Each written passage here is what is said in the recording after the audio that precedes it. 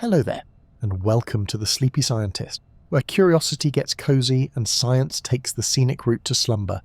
Tonight's gentle journey is all about one of the most mysterious forces we live by, but barely understand: time. It slips through our fingers, shapes our days, and occasionally plays tricks on us, especially when we're waiting for a kettle to boil. But before we unravel the ticking tapestry of time, I'd love to know, where in the world are you watching from? And what time is it for you right now? Fitting, isn't it? A video about time, and here we are, scattered across time zones, each of us arriving at this very moment in our own unique slice of the clock.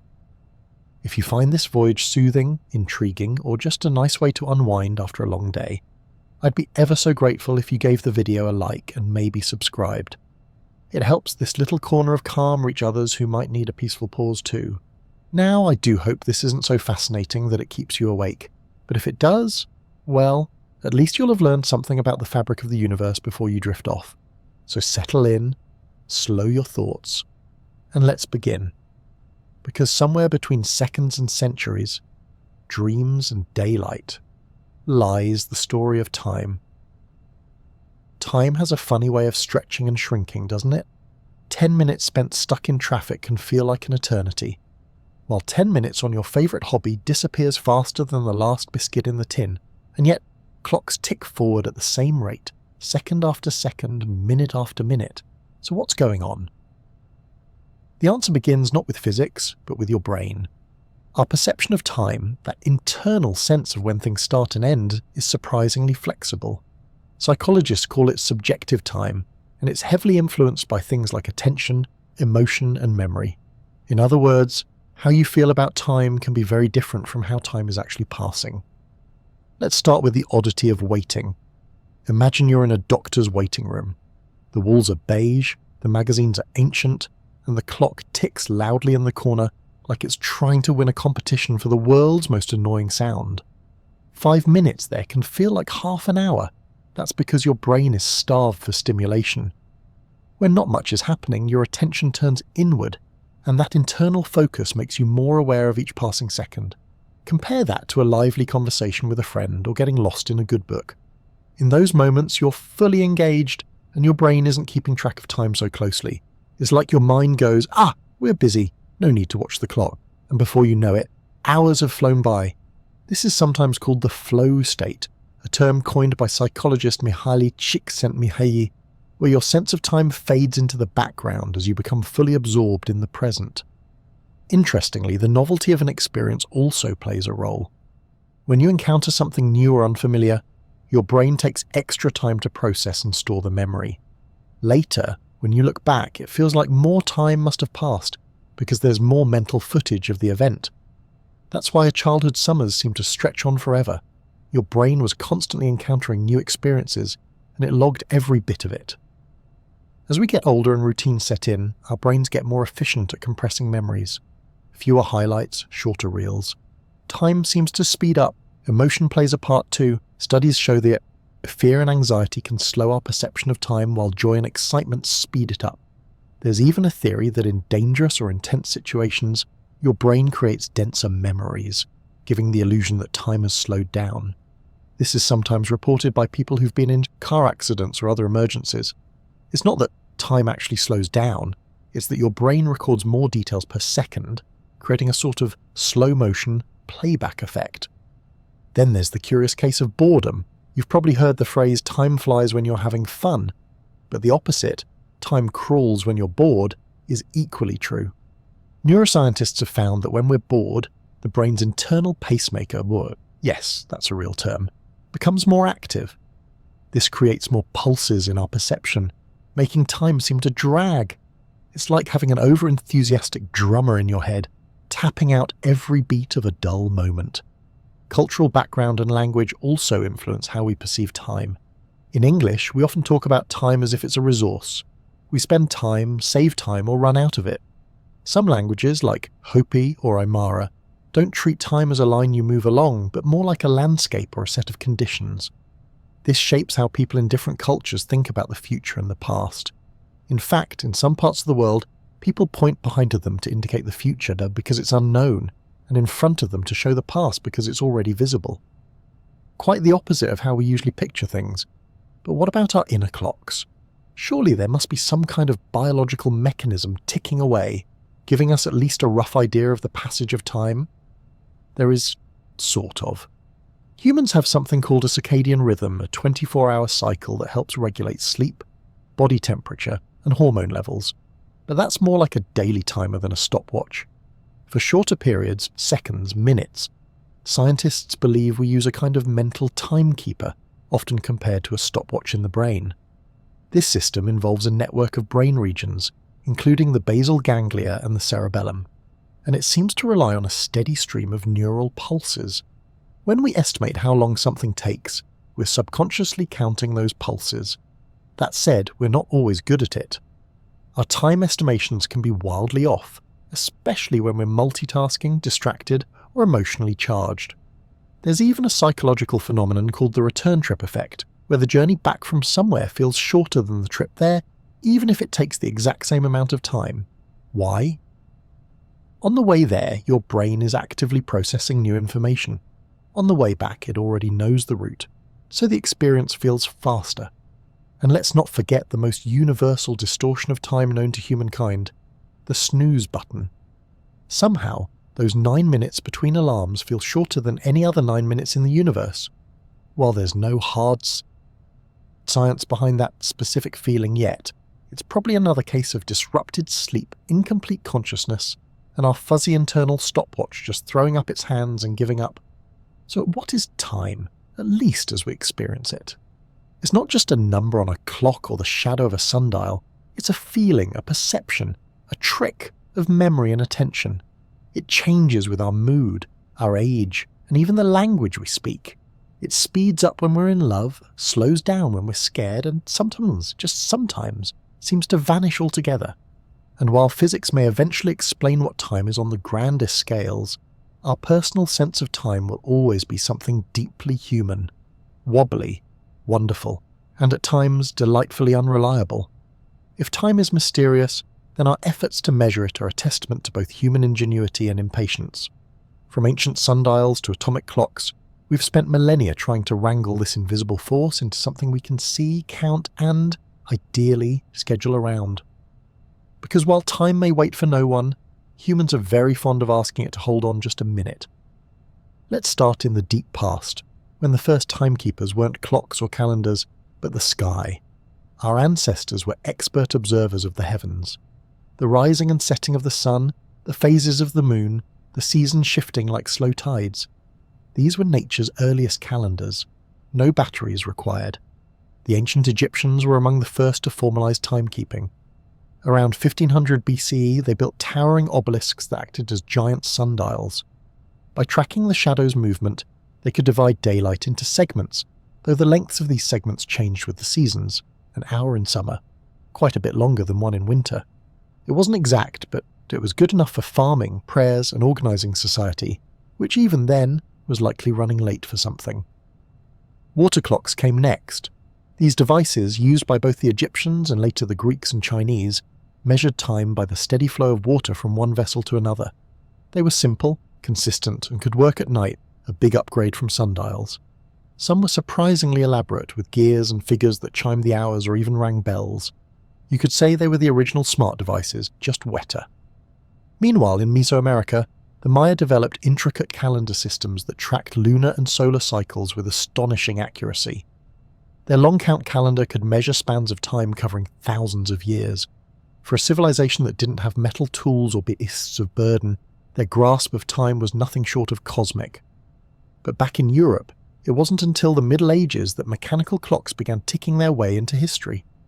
At first, these were large, unwieldy contraptions installed in church towers and monasteries. They didn't have faces or hands, they just rang bells at regular intervals to mark the passing hours, mostly to remind monks when to pray. You might say monks were the world's first alarm clock users, albeit far more serene about it than most of us at 6 a.m. One of the first major leaps forward came in the 14th century, with the invention of the verge escapement, a clever bit of engineering that allowed for a more controlled and regular release of energy. This made it possible to build smaller, more reliable mechanical clocks, Eventually, clockmakers added dials and hands so people could actually see the time, not just hear it toll. From there, the pace of innovation began to tick faster. By the 17th century, the pendulum clock entered the scene, thanks to the brilliant Dutch scientist Christiaan Huygens. Pendulum clocks were accurate to within a minute a day, a staggering improvement over earlier designs that could drift by hours. If time was a horse, the pendulum was the saddle that let us ride it with more confidence. The need for even more precise timekeeping became critical during the age of exploration. Sailors desperately needed to know their longitude, and that required knowing the exact time at a fixed reference point, like Greenwich. Enter John Harrison, an English carpenter who spent decades inventing marine chronometers, ultra-precise clocks that could survive the rocking and rolling of a ship at sea. His fourth model, H4, changed navigation forever and earned him a belated but well-deserved place in history. Also possibly a few eye rolls from people who'd been using stars and gut instinct until then. By the 20th century, we entered the age of quartz. Quartz crystal oscillators, first developed in the 1920s, revolutionized timekeeping. When subjected to an electric current, quartz vibrates at an incredibly stable frequency. These vibrations were used to keep time with far greater precision than anything mechanical. Suddenly, clocks and watches could be cheap, portable, and accurate enough to keep the trains running on time, or at least give us no excuse when they didn't. But even quartz has its limits. If you want to know the most accurate time on Earth, you'll have to go atomic. Atomic clocks, first developed in the 1950s, measure time using the natural vibrations of atoms, usually cesium or rubidium.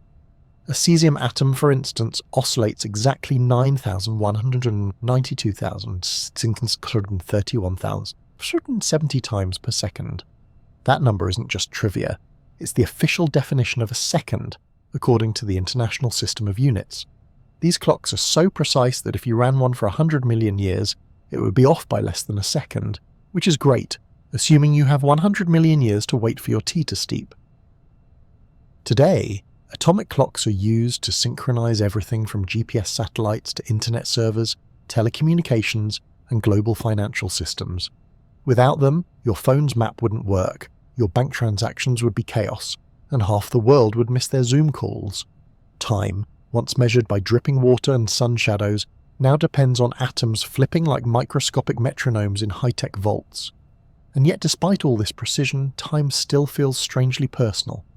We can divide it into hours, minutes, and seconds. We can watch it scroll by on digital screens, but no matter how finely we slice it, we each live it differently. So why did we begin measuring it in the first place? Some say it was to regulate prayer, others to grow crops, mark seasons, or schedule trade.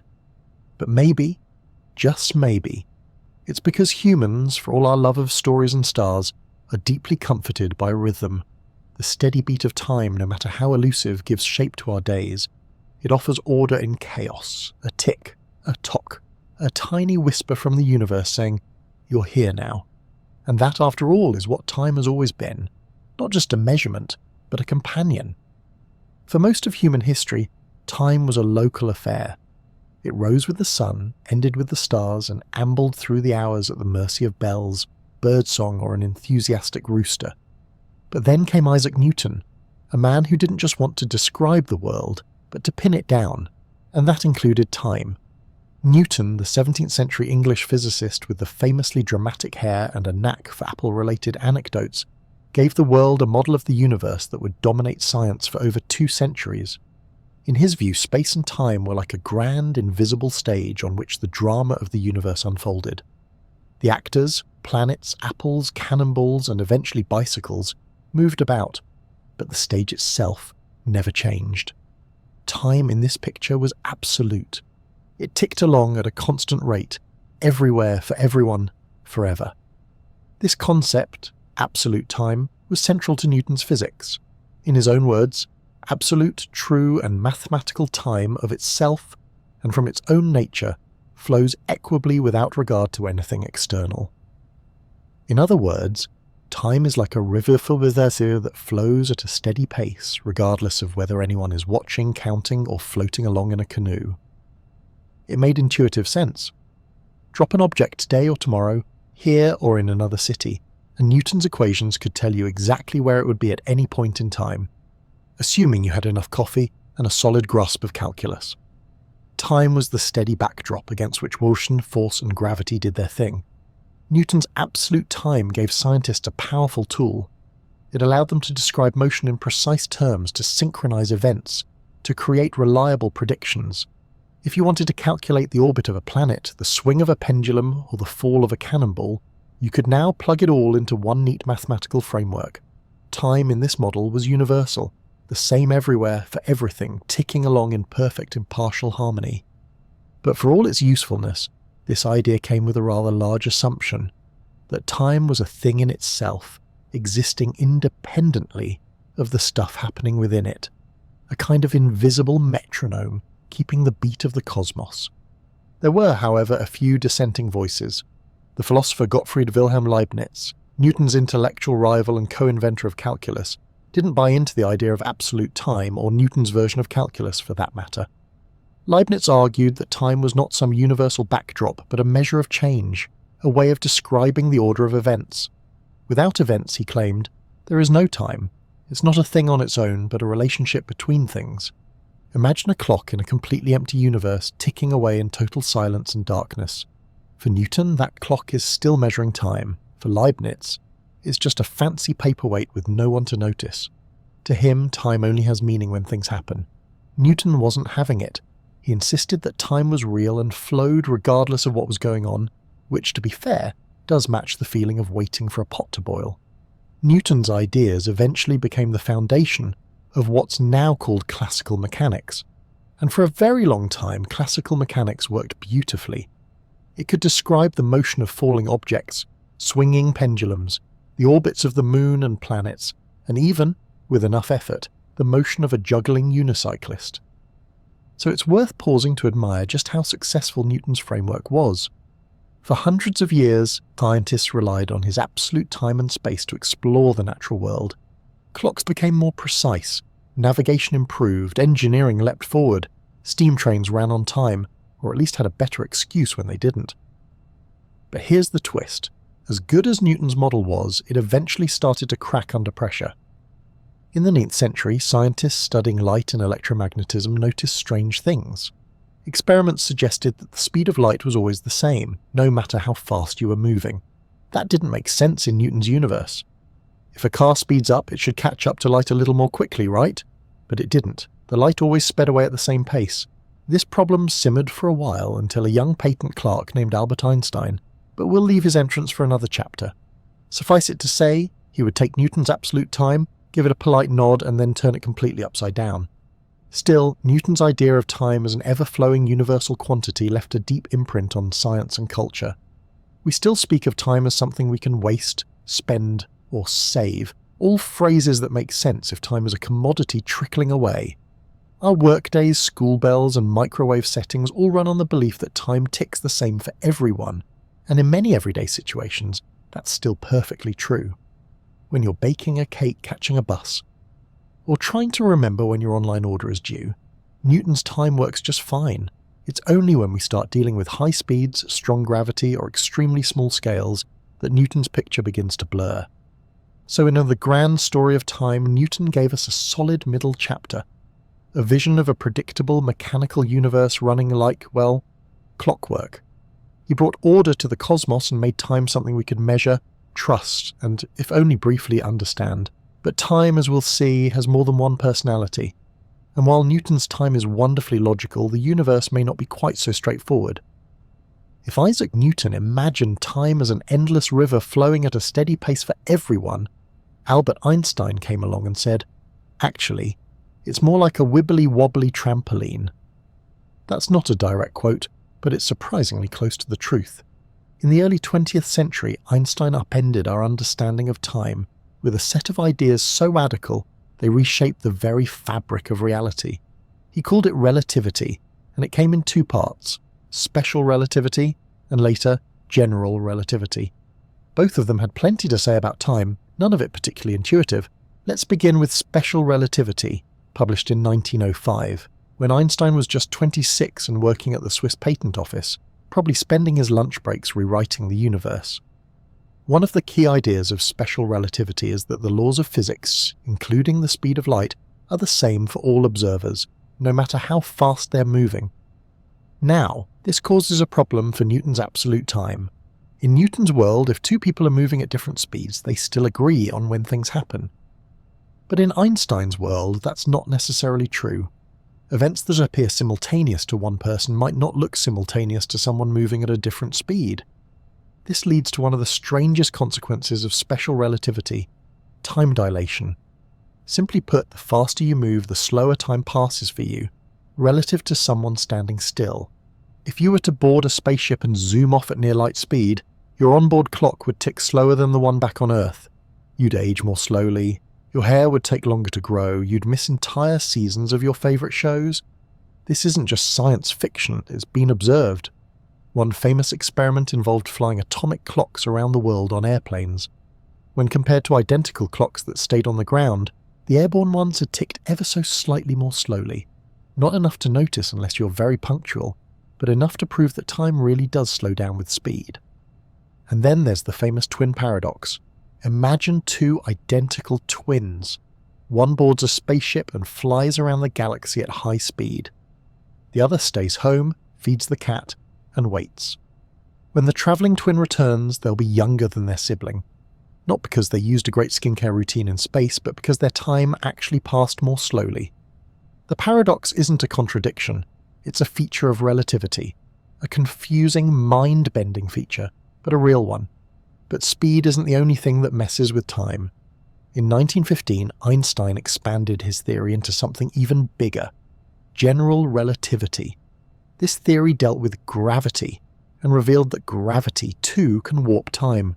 General relativity describes gravity not as a force, but as the curvature of space-time caused by mass. The more massive an object, the more it bends space-time around it, like placing a bowling ball on a soft mattress. If time were painted onto that mattress, it would stretch and warp along with the space. What this means is that time runs more slowly in the stronger gravitational fields. If you stand next to something really massive, like a black hole or your friend's overpacked suitcase, time ticks more slowly for you than for someone farther away from the mass. Again, this isn't just theory, it's been measured on Earth. In one experiment, two super-precise atomic clocks were placed at different altitudes, one at the base of a mountain and one at the top. The clock lower down, closer to Earth's centre of gravity, ticked a tiny bit more slowly. Even a height difference of just a few centimetres can cause a measurable change in time. So yes, technically your head is aging faster than your feet. This phenomenon, called gravitational time dilation, has real-world consequences. GPS satellites orbiting Earth experience both types of time warping. They are moving fast, which slows their time, but they're also farther from Earth's gravity, which speeds their time up. To keep your phone's map accurate, their onboard clocks are constantly adjusted to account for these distortions. Without those corrections, your location would be off by several kilometers within minutes. Time doesn't just pass, it wobbles, and technology has to wobble with it. So what does all this mean for our understanding of time? Einstein showed us that time isn't an absolute universal river. It's more like a stretchy fabric, woven together with space itself. It can expand, contract, bend, and twist depending on speed and gravity. And that means your time, the pace at which you experience the universe, depends on where you are and how you move. It's a deeply strange idea, but also kind of beautiful. Time is no longer the same for everyone, everywhere. It's personal, relational, bit like your taste in tea. Einstein's work didn't just rewrite physics textbooks, it changed how we see reality itself. Time is not a fixed background, it's part of the dance, shifting with the rhythm of matter and motion. And even though most of us don't feel time stretching or shrinking in our daily lives, every second we live is shaped by these subtle distortions. So next time someone tells you they're running out of time, you can gently remind them, actually, time is running out differently depending on your velocity and proximity to gravitational mass. Then pause, smile, and maybe duck. Let's imagine just for a moment that you wake up one morning and find everything running backwards. Toast leaps out of your mouth and lands perfectly buttered on a plate. Your tea grows hotter as you drink it. Raindrops fly upward into the sky. Strange? Certainly. Impossible? According to the laws of physics, not exactly. This odd little thought experiment leads us to one of the most intriguing questions in science. Why does time seem to have a direction? In most of the fundamental laws of physics, from Newton's laws of motion to the equations of quantum mechanics, time doesn't really have a preferred direction. They work just as well backwards as they do forwards. If you were to film two particles colliding and play it in reverse, the physics would still check out. No alarms would go off in the equations. And yet, in everyday life, time feels like a one-way street. Eggs break but don't unbreak. Paper burns but ashes don't reassemble into books. We remember the past but not the future. So why this disconnect? Why does time, at our human scale, march relentlessly from yesterday to tomorrow? Enter the concept of the arrow of time. The arrow of time is a metaphor used to describe the one-way direction in which time appears to flow, from the past to the future. And the key to understanding this arrow lies in one of the most important and occasionally untidy laws of physics, the second law of thermodynamics. This law tells us that in a closed system, like the universe, entropy always increases over time. Entropy is a measure of disorder, or randomness. In other words, things tend to go from tidy to messy. You can scramble an egg, but you can't unscramble it. Your desk will naturally become cluttered unless you actively organize it. Socks will always disappear mysteriously, but never reappear in pairs. This tendency toward increasing entropy gives time its arrow. It's why we experience events in a particular sequence. The low entropy past becomes the high entropy future, and there's no reversing the flow, unless you're a time traveler or a fictional wizard with a very specific spell. Think of it this way. Imagine a glass shattering on the floor. That's a high entropy state. The shards are spread out, and energy has been lost in the chaos. It's extremely unlikely that all those fragments will spontaneously leap back together into a perfect glass. Not impossible, just astronomically improbable. And that's the key. The laws of physics allow for time reversal in theory, but probability stands firmly in the way. This leads to one of the most intriguing and slightly unsettling questions in cosmology. Why was the universe in such a low entropy state to begin with? After all, if entropy must increase, there had to be a starting point, a kind of cosmic neat and tidy drawer from which all this disorder could unfold. The leading theory is that the early universe, just after the Big Bang, was incredibly uniform, smooth, ordered, low entropy. Over billions of years, gravity and expansion did their thing, and the universe got clumpier and more chaotic. Galaxies formed, stars exploded, and socks disappeared at an accelerating rate. But why it started that way is still one of physics' biggest open mysteries. Some scientists suspect the answer lies in the deep relationship between entropy, time, and the geometry of space itself. Others wonder if the question is even meaningful, or if we're just asking it from the wrong angle, like a goldfish trying to understand water. There are other arrows of time too, each pointing the same way. There's the psychological arrow. We remember the past, not the future.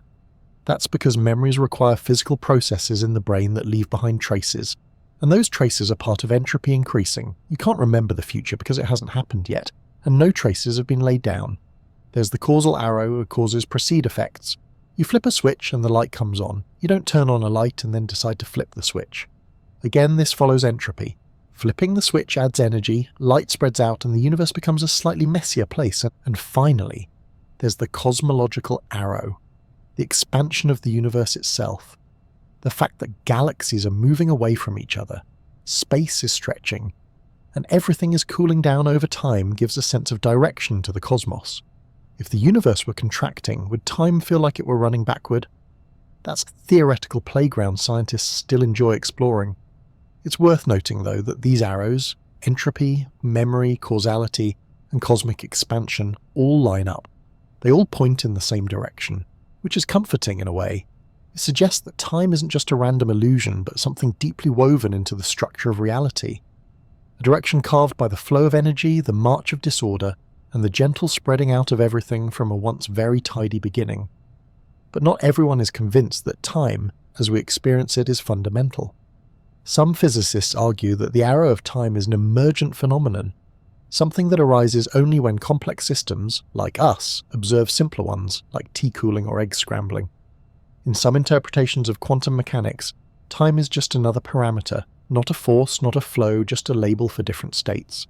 The universe doesn't feel time, we do. And that's the curious thing: no matter how deeply we dig into entropy, probability, or equations, time continues to be both incredibly real and maddeningly elusive. It's something we ride like a current, but we can never quite step outside of it. We don't know what's ahead. We can't go back. And yet we live our lives by its rhythm, comforted by the fact that the future, however uncertain, is always on its way. So the next time you feel like time is slipping away, remember, it's not lost. It's just following the one rule it's really good at: moving forward, increasing entropy, and leaving a trail of mismatched socks and empty teacups behind.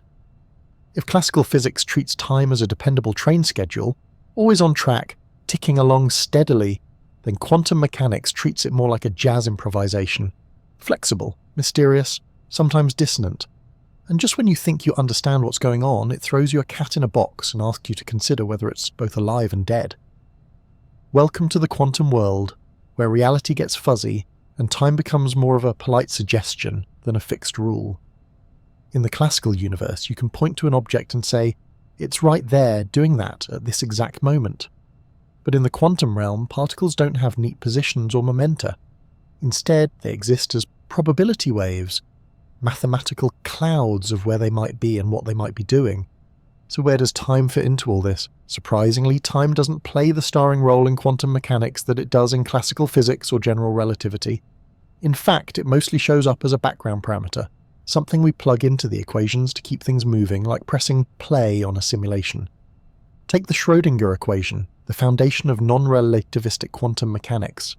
It describes how a quantum system's wave function, that weird cloud of probabilities, evolves over time. But unlike in relativity, time in this equation isn't something that bends or stretches.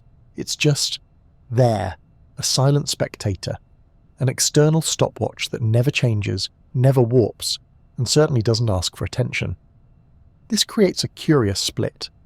On one hand, quantum mechanics describes the evolution of states over time, but it doesn't explain what time is. It treats time as a fixed, absolute backdrop, much like Newton did, while space and matter are all jiggling unpredictably in front of it. But things get even stranger when you introduce quantum gravity, the theoretical attempt to merge quantum mechanics with general relativity. These two theories are the twin titans of modern physics, but they don't get along well at parties. In general relativity, space-time is dynamic. It can stretch, curve, and evolve depending on the matter and energy within it. Time is not absolute. It's part of the fabric of the universe. But in quantum mechanics, time is fixed and unbending, a kind of cosmic metronome in the background. Trying to unify these two views is like trying to choreograph a ballet using instructions from a heavy metal concert. This leads us to what physicists call the problem of time in quantum gravity. When you try to describe the whole universe quantum mechanically, space, matter, everything, you find something odd. Time disappears. One of the equations that pops up in quantum gravity is the Wheeler-DeWitt equation, which attempts to describe the quantum state of the entire universe. It looks a lot like the Schrödinger equation, but without any time variable. It's timeless. There's no past, no future, just an eternal present, a giant now. So what's going on? Is time real, or is it just an illusion created by the way we experience change? Some physicists believe that time is emergent, not a fundamental part of reality, but something that appears when you zoom out far enough. Like temperature. An individual molecule doesn't have a temperature, but when you group trillions together, temperature emerges as a useful description. In the same way, time might emerge from the complex interactions of many quantum systems.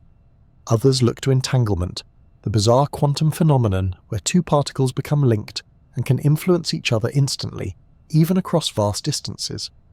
Some theories suggest that the arrow of time, and maybe even time itself, could arise from the growth of quantum entanglement. The more tangled the universe becomes, the more time seems to flow. And then there's the many worlds interpretation. In this view, every quantum event and every coin flip, every measurement, causes the universe to branch into multiple parallel realities. There's no randomness, just an infinite splitting of timelines. Time in this view isn't a river, it's a vast, ever-branching tree. Every decision you make creates a new twig. Somewhere out there, there's a version of you who didn't forget their umbrella this morning. But if time is such a shaky concept at the quantum level, why does it feel so solid to us? Well, we live in a world where countless quantum interactions average out into a smooth, reliable reality. Our brains, made of trillions of particles and neural circuits, are hardwired to perceive cause and effect. We wake up, brush our teeth, eat breakfast, and head to work, hopefully in that order. Time for us is a story, a sequence of events that gives meaning to change. And storytelling, as it turns out, is something humans are exceptionally good at. We string events together into memories, we imagine futures, we define identities through time, past, present, and hopes for what's next. Whether or not time is fundamental, we certainly treat it as real. Still, quantum mechanics reminds us that underneath that comforting narrative lies something far more elusive. Time may not be the ticking of a clock or the turning of a page, but the unfolding of possibilities, the evolution of probability, the hum of reality tuning itself ever so slightly with every passing moment. So while your wristwatch says it's 10 minutes to midnight, quantum physics whispers, well, yes, from a certain point of view. Time isn't just something tracked by ticking clocks or orbiting planets. It's also humming quietly inside you, in your cells, your sleep, your appetite, and even your mood. Whether you're a night owl, an early bird, or a perpetually groggy pigeon, your body is running on its own internal clock. And it's a very old one. This internal clock, or more precisely a network of them, is what scientists call the circadian rhythm. From the Latin circa diem, meaning about a day, circadian rhythms are the biological processes that follow a roughly 24-hour cycle. They regulate everything from when you feel sleepy to how your body processes food, and they're found in nearly all living things: humans, plants, animals, fungi, even some bacteria. If it's alive and vaguely organized, it probably tells time. The master conductor of your circadian orchestra is a tiny region in your brain called the suprachiasmatic nucleus, or SCN for short. It's located in the hypothalamus, just above the point where the optic nerves cross, a very strategic position because it allows your body clock to sync up with light. When your eyes detect sunlight in the morning, the SCN gets the memo and sends out signals to adjust everything from hormone levels to body temperature. It's like your brain's version of tapping the snooze button on the sun. One of the SCN's most important jobs is controlling the release of melatonin, often called the sleep hormone. Melatonin levels rise in the evening, helping you feel drowsy, and fall in the morning to help you wake up. It's your body's way of saying, hey, maybe don't watch another episode right now. Whether or not you listen is another matter entirely. But here's the thing, while your circadian rhythm runs on a roughly 24-hour cycle, it's not exactly 24 hours. Most humans naturally run a little long, about 24.2 hours, give or take, which means that left entirely to our own devices, like in a cave with no clocks, we'd gradually drift out of sync with the actual day. Light exposure is what keeps us anchored. Morning sunlight resets the clock daily, keeping us in harmony with the Earth's rotation, or at least vaguely within range of our morning alarms. Disrupt this delicate system and things get weird. Enter jet lag, humanity's least favourite travel souvenir. Jet lag happens when your internal clock is out of sync with your external environment, say when you fly across several time zones in a few hours.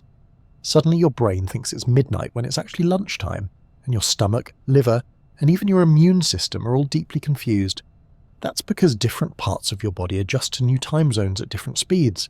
Your brain might reset quickly, but your digestive system might still be living in last week's time zone, wondering why dinner smells like airport pretzels.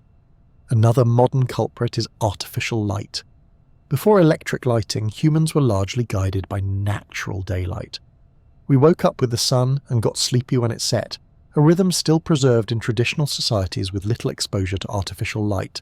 But today, we're surrounded by screens and bulbs that emit blue light, which tricks our brains into thinking it's still daytime. This can suppress melatonin production and shift our circadian rhythm later, making it harder to fall asleep and more difficult to wake up. It's not so much that we're night owls now, it's more like we've invited a neon owl into our living rooms and handed it the remote. Interestingly, not everyone's circadian rhythm is the same. Some people are naturally morning types, or larks, who spring out of bed with suspicious amounts of energy. Others are evening types, or owls, who hit their creative stride just as everyone else is brushing their teeth. These chronotypes are partly genetic, so if you're not a morning person, it's probably not just laziness. Your brain genuinely doesn't believe it should be awake yet, And honestly, who are we to argue with 1 billion years of evolution? Circadian rhythms also influence body temperature, which typically drops in the early morning and rises throughout the day, peaking in the late afternoon. This is why many athletes and performers tend to do better later in the day. Their bodies are warmer, more alert, and running at peak efficiency. On the flip side, this is also why early morning presentations can feel like trying to do calculus while half frozen. But the influence of biological time goes beyond sleepiness and thermodynamics. It affects your metabolism, your immune system, your mood, and even how you respond to medications. There's a growing field called chronopharmacology, the study of how drug effectiveness changes depending on the time of day. It turns out that timing matters. The same medicine might work better in the morning or evening, depending on what it targets and your body's readiness to absorb it. Plants too follow circadian rhythms. They open their leaves to sunlight during the day and close them at night. They even anticipate dawn starting to stir slightly before the first rays hit. This isn't just a passive response to light. It's an active, internal cycle that persists even in constant darkness. The sunflower doesn't follow the sun because it sees it, it turns because it remembers. And in animals, from birds to bees to rodents, circadian rhythms help regulate everything from migration to foraging to hibernation. Even fungi, those mysterious forest floor dwellers, have internal clocks that govern spore release and growth cycles. All of this paints a picture of life on Earth as deeply intertwined with time, not the abstract kind measured by atomic clocks, but a biological time grounded in light and dark, warmth and cold, hunger and rest, a time that pulses through living things like a gentle drumbeat. So the next time you feel tired at 3 p.m. or unusually perky at night, it's not random. It's rhythm. Your body is dancing to an ancient invisible beat, one that kept our ancestors safe and well-rested long before time zones, digital watches or double-shot espressos. And while we may try to bend time to our will with alarms and schedules, deep down, our cells are still following the sun. Slowly, quietly, faithfully. Have you ever noticed how time seems to play favourites? A holiday week flies by like a feather in the breeze, but the last 10 minutes of a Zoom call you didn't want to be on in the first place.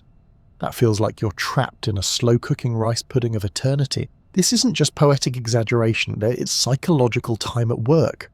That is, the wonderfully warped way our minds perceive time's passage, which often has very little to do with clocks and calendars. If physics tries to describe time as it is, psychology tries to explain how it feels, and those two can be wildly different things. Let's start with perhaps the most basic distortion. Time flies when you're having fun. This cliché actually holds up to scientific scrutiny.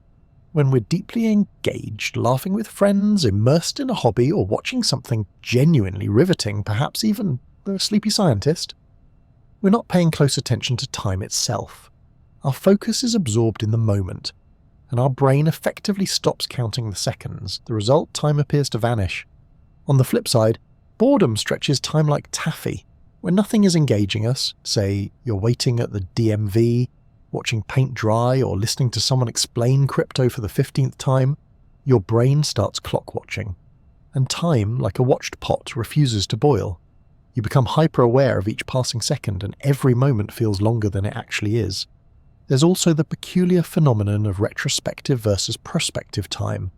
When you're in the moment, time might feel fast or slow depending on your engagement level. But when you look back on it, the effect can reverse. Let's say you spent a week hiking through unfamiliar terrain. During the week, the days might have flown by, but looking back, the trip feels long, packed with vivid memories. That's because novel experiences create more mental bookmarks. Your brain stores more detail, and that gives the impression that more time has passed. Contrast that with a week where you did the same routine every day. Wake, work, Netflix, sleep. It might have felt slow while you lived it, but in hindsight it blurs together. Fewer bookmarks, fewer memorable moments, less perceived time. This is part of why time seems to speed up as we get older. When you're young, everything is new. Your brain is constantly learning, recording, and marking the moments. Your first bike ride, first heartbreak, first awkward haircut, all logged in crisp detail. As we age, we settle into routines. Fewer surprises, fewer memory markers. Days blend into each other, and suddenly, decades seem to have passed in a blink. It's not that time is going faster, it's that our brains are logging it less actively. We're building mental highways instead of wandering new trails. There's also the curious effect of emotional intensity on time. When we're scared or anxious, time often feels like it slows down. This isn't just dramatic storytelling, it's been tested in labs. People who experience sudden shocks, like bungee jumps or simulated freefalls, report a feeling of stretched out moments. One theory is that the brain under stress goes into overdrive, capturing more detail. Later, when we recall it, the dense memory gives the illusion of slow motion. But interestingly, time doesn't actually slow down in the moment. In experiments, people don't perform better during the event itself. They just remember it as longer afterwards.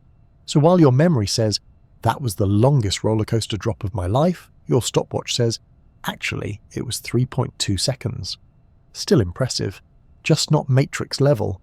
Then there's attention, perhaps the most potent shaper of psychological time.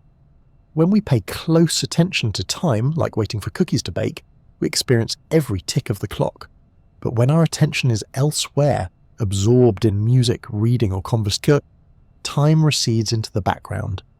This ties closely to mindfulness and meditation practices, which deliberately shift attention away from time. When we focus on the present moment, a breath, a sound, a sensation, time seems to dissolve. It's not that we enter a trance or lose touch with reality, it's that we stop measuring time and simply exist within it. For many, this feels profoundly freeing. You're no longer chasing the next hour, you're living fully in this one. On the more complex end of the spectrum, there are altered states of consciousness. States brought on by deep meditation, intense emotion, or certain substances, where people report time slowing, speeding up, looping, or disappearing entirely. Some even describe timelessness, not a distortion of time, but the absence of it. As if for a brief moment, they stepped outside the river and looked at it from the bank. Neurologically, these experiences may involve changes in activity in the default mode network of the brain, a set of interconnected regions involved in self-referential thought, memory, and time processing. When this network quiets down, our normal sense of identity and time can dissolve, which might explain why your most timeless moments, awe, flow, stillness, often feel the most meaningful. Children too have their own unique relationship with time.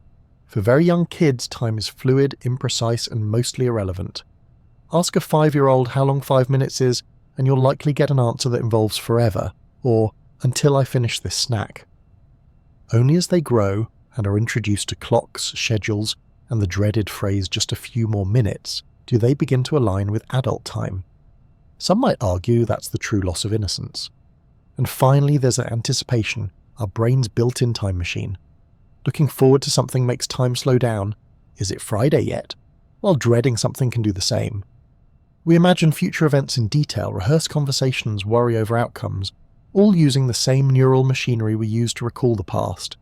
Time in this sense becomes elastic, stretched by hope and fear alike. So is psychological time reliable? Not really. Is it logical? Often no. But is it deeply human? Absolutely.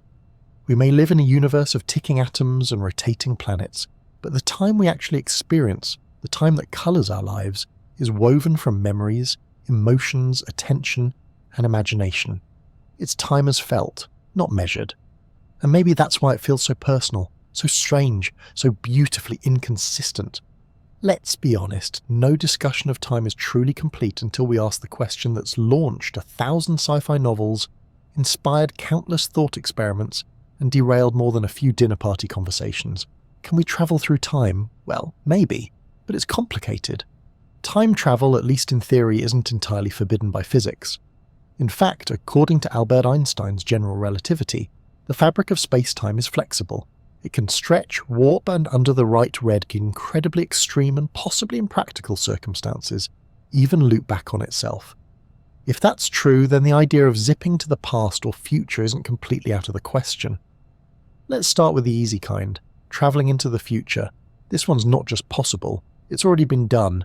Remember time dilation from special relativity? If you move very fast, or close to the speed of light, time slows down for you relative to someone standing still. If you zoomed around the galaxy in a spaceship at near light speed and returned to Earth, decades could have passed here while you'd only aged a few years. Congratulations, you've time-travelled into the future. No flux capacitor required. This phenomenon has even been tested. Astronauts who spend months aboard the International Space Station experience a tiny bit of time dilation. They age ever so slightly less than their Earthbound counterparts. Not enough to notice without atomic clocks, but enough to prove the principle. They return to Earth microseconds in the future. Technically still on time for lunch, though. So future time travel? Check, done, easy. But what about the real mindbender, travelling into the past? Here, things get trickier. General relativity does allow for certain solutions to its equations that could, in theory, permit backward time travel. These include phenomena like closed time-like curves, loops in space-time where an object could return to an earlier point in its own history. Think of it like walking a lap around the universe and ending up back at yesterday. One proposal involves something called a wormhole, a hypothetical tunnel connecting two distant points in space-time. If one end of the wormhole were accelerated to near light speed and then returned to its original location, time at that end would lag behind. Step through the wormhole and boom! You've arrived in the past, at least in theory. The practical problems with wormholes are, well, monumental. First, we're not even sure they exist. Second, if they do, they may collapse instantly. And third, keeping one open would require negative energy, something exotic and not currently available in your average home improvement store. So while wormholes are fascinating on paper, building one might be slightly beyond our current engineering abilities, give or take a few centuries. But even if we could travel back in time, we'd immediately run into some rather sticky paradoxes. The most famous is the grandfather paradox. You go back in time accidentally, or perhaps carelessly, prevent your grandfather from meeting your grandmother, and thus prevent your own birth. But if you were never born, how did you go back in time to begin with? It's a loop that logic can't quite untangle, a cosmic contradiction. There are a few ways scientists and philosophers have tried to make sense of this. One idea is the block universe model, where all moments in time, past, present, and future, exist simultaneously, like frames in a film reel. In this view, the timeline is fixed and unchangeable. If you go back in time, everything you do was always part of the past, so you can't change anything. You're just playing your role in an already written scene. Another possibility is the many worlds interpretation, borrowed from quantum mechanics. In this scenario, if you go back in time and change something, you don't alter your original timeline. You create a new branching universe where events unfold differently. You can stop your grandfather from meeting your grandmother, but it only affects that branch of reality. Your original self is still safely anchored in their own universe, free from paradoxes and awkward family dinners. There's also the cheeky and very scientific-sounding Novikov self-consistency principle, which essentially says, you can't create a paradox no matter how hard you try. If you go back in time, the universe will somehow prevent you from doing anything that would change the future. Try to assassinate your grandfather and your gun will jam, or you'll trip, or he'll unexpectedly join a monastery. It's like the cosmos has a built-in insurance policy against timeline tampering. Still, all of this remains theoretical and highly speculative. No one has ever built a time machine. No one has ever documented a time traveller. Not for lack of trying, and the internet is full of interviews with suspiciously modern-looking figures in old photographs. And physicists still debate whether the math permits or prohibits time loops. One interesting point. If backward time travel were possible, and if someone in the future eventually invents it, where are all the time tourists? Shouldn't we be knee-deep in visitors from the year 4000 taking selfies with dinosaurs or trying to blend in at medieval banquets? Some suggest time travel might be limited to the point of its invention. You can't go back to before the first time machine was created. Others think travellers might be incredibly discreet. Or perhaps, more realistically, time travel into the past is simply impossible, despite what the equations tease us with. And maybe that's for the best. As much as we fantasize about revisiting the past and fixing mistakes, reliving moments, buying absurd amounts of Bitcoin, perhaps time's one-way nature is part of what makes it meaningful. We can't edit our lives like a video. We move forward moment by moment with all the richness, imperfection and unpredictability that comes with it. Still, it's fun to dream, and who knows? Maybe someone from the future is reading this right now, nodding quietly and thinking, ah yes, the primitive beginnings of temporal theory. If so, welcome. And please don't spoil how this chapter ends. After travelling through the physics of clocks and the psychology of minutes, after bending time near black holes and wondering about wormholes, we arrive at perhaps the strangest question of all. Does time actually exist? Now, that might sound like a philosopher's trick, the kind of thing you'd hear at 2 a.m. in a dorm room filled with empty tea mugs and earnest eyebrows. But it's a question that physicists too take seriously. Because when you peel back the layers of how we experience time and how we describe it mathematically, something strange starts to happen. It starts to disappear. Let's begin with a reminder of how we usually think of time. For most of us, it feels like a river, flowing smoothly, carrying us from past to present to future. We're all floating downstream, unable to paddle backwards, only forward, sometimes gently, sometimes in a rush, but always forward. This is called presentism, the philosophical idea that only the present moment is real. The past is gone, the future doesn't exist yet, and now is all there ever truly is. It aligns with how we live our lives, moment by moment, breath by breath, ticking along with our clocks and calendars. But there's another idea, one that Einstein's theories of relativity helped make famous. It's called eternalism, and in this view time doesn't flow at all. All moments in time, past, present and future, already exist. The universe is like a four-dimensional block, sometimes called the block universe. Time isn't something we move through. It's a dimension we're part of, just like space. In this view, your childhood, your future retirement, and everything in between are all laid out, like pages in the book. You don't become older, you already are older on some page, younger on another. You're not surfing time, you're a static thread woven into the fabric of a space-time quilt. Comforting? Maybe. A little spooky? Also yes. This concept arises naturally from relativity. Remember, simultaneity, the idea that two things happen at the same time, depends on your motion. Two observers moving at different speeds can disagree about what now means. That suggests there's no universal present moment, no cosmic stopwatch ticking for everyone, which makes the whole idea of a moving present a bit wobbly. If that's not enough existential spice, quantum gravity adds another twist. We touched on this in the quantum mechanics chapter. When you try to combine quantum physics with general relativity, time often drops out of the equations altogether. In the Wheeler-DeWitt equation, for example, there's no time variable, none. The universe, according to this view, is fundamentally timeless, but if time doesn't exist at the deepest level, why does it feel so real? One possible answer: emergence. Time, like temperature or sound, may not be a fundamental ingredient of the universe. Instead, it might arise from more basic relationships between things, patterns, changes, interactions. The way clouds form from molecules, or waves appear in water. Time in this view is something our brains extract from the way things change. This is similar to how we perceive motion in film. A movie is just a sequence of still frames. But when shown rapidly, our minds perceive motion, a flowing narrative. Some physicists suggest that time might work the same way. What we perceive as the passage of time is really the brain stitching together changes in a fundamentally timeless reality. Enter physicist Julian Barber, who goes even further. In his view, time doesn't exist at all, not even as a parameter. Instead, the universe is a vast landscape of news, complete timeless snapshots of the universe. These nows don't change or evolve, they just exist. Our experience of time, he argues, comes from the way these nows are structured, and how memory is embedded within them.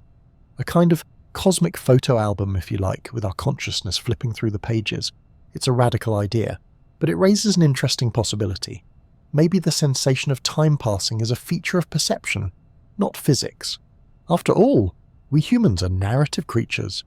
We remember the past, we anticipate the future, we tell stories, we measure time because it helps us organize our experiences, plan our days and understand change. Time is useful, perhaps essential, for sentient beings navigating a changing world. But that doesn't mean it's real in the way a rock is real, or a star, or a slice of cake, which also mysteriously disappears with the passage of time. Still, not everyone agrees that time is an illusion. Many physicists argue that even if time emerges from more fundamental processes, it still has real effects. Clocks tick, planets orbit, radiation decays. If we build a machine that consistently measures change, and that machine agrees with all the other machines, doesn't that make time real enough? Maybe that's the best answer. Time is real in the same way stories are real. Not because you can hold it or isolate it in a test tube, but because it structures the way things happen. It's the script that allows events to make sense, even if the script itself is printed on quantum paper that's written in a language we don't yet fully understand. So, does time exist? Well, perhaps not in the way we think it does. It might not be a flowing thing or a ticking clock behind the scenes, but it exists in our experience, our biology, our culture, and our equations. It exists in how we live and how we remember. It exists in every heartbeat and every bedtime story. And maybe that's enough, because whether time is fundamental or emergent, real or imagined, it gives shape to our lives. It reminds us that everything changes, that moments are precious, and that somewhere in the fabric of the universe you are, quite timelessly, here. And so, dear listener, we arrive at the end of our little voyage, or perhaps just another moment in the vast looping sea of them. We've wandered through ancient sundials and atomic clocks, ridden Einstein's warping waves of space-time, puzzled over paradoxes, and stared down the question of whether time exists at all. Along the way, we've seen that time is not just one thing, but many. A rhythm felt in the body, a trick played by memory, a wrinkle in gravity, a story told by change. And now, here you are, a little farther along your own timeline than when we began. But was it seconds? Minutes? An hour? Or did the flow of words stretch and shrink like it so often does when the mind begins to soften into sleep? So let me ask you once more, gently, as I did at the start, where are you listening from tonight? And what time is it right now in your little corner of the world? Funny, isn't it? After all this talk about time being relative, flexible, maybe even imaginary, we still anchor ourselves to it. A glowing number on a screen, the hush of late evening, the feeling of winding down breath by breath.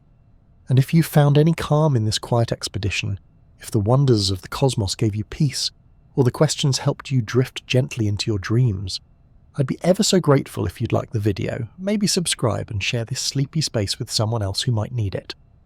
Time may be slippery, strange, and possibly a complete illusion, but right now, here in this moment, it's just you, this voice, and the slow rhythm of rest.